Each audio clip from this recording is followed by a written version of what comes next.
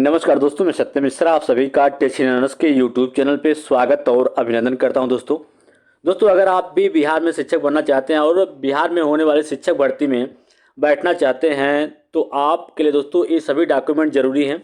अगर आपके पास ये डॉक्यूमेंट नहीं है तो इन डॉक्यूमेंट को आप बनवा लीजिए, नहीं तो आप परीक्षा से वंचित रह जाएंगे या आप परीक्षा में शामिल ही नहीं हो पाएंगे। दोस्तों जब आप फॉर्म ही नहीं भर पाएंगे तो परीक्षा में शामिल होने की कोई बात ही नहीं होती है।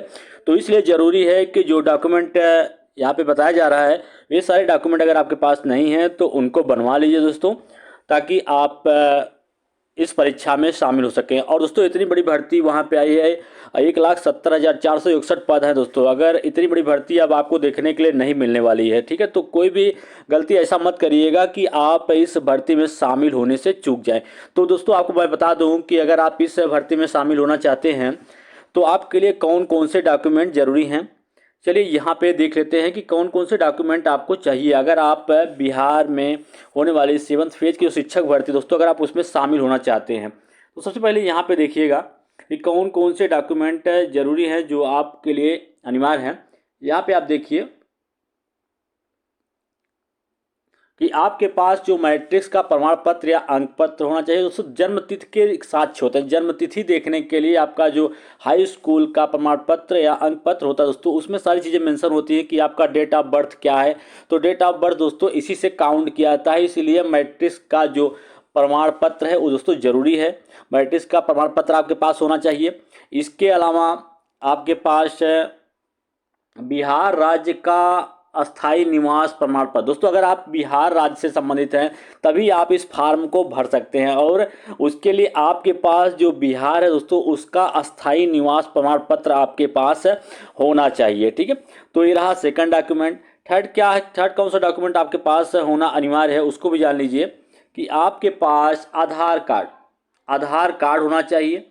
इसके अलावा 10वीं या 12वीं का अंक प्रमाण पत्र भी आपके पास होना चाहिए, ठीक है, 10वीं या 12वीं का अंक प्रमाण पत्र। इसके अलावा आपका जो जाति प्रमाण पत्र है वो होना चाहिए, जाति प्रमाण पत्र भी होना चाहिए। इसके अलावा आय प्रमाण पत्र, निवास प्रमाण पत्र, मोबाइल नंबर दोस्तों, इसके अलावा फोटो, ये सारे डॉक्यूमेंट है दोस्तों। जब आप अपना ऑनलाइन फॉर्म अप्लाई करेंगे तो ये सारे डॉक्यूमेंट चाहिए, तभी आप अपना फॉर्म भर सकते हैं।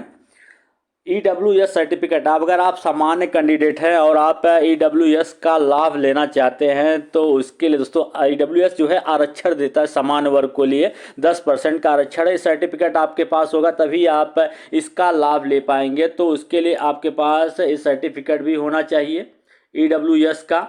इसके अलावा पिछड़ा वर्ग या अत्यंत पिछड़ा वर्ग के उम्मीदवारों के लिए नॉन क्रीमी लेयर प्रमाण पत्र या घोषणा पत्र होना चाहिए, ठीक है।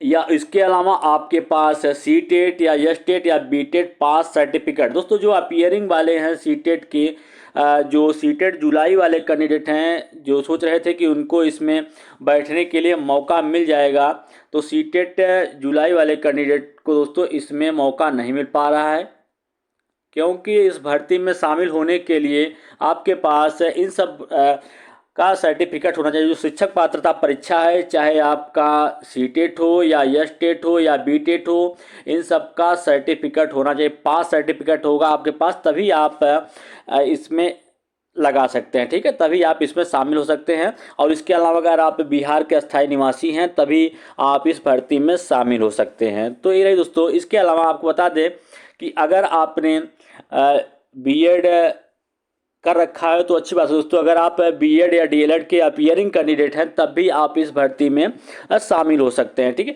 तो ये रही दोस्तों जरूरी सूचना कि आपके पास ये सारे डॉक्यूमेंट होने चाहिए तभी आप इस भर्ती में शामिल हो सकते हैं, ठीक है।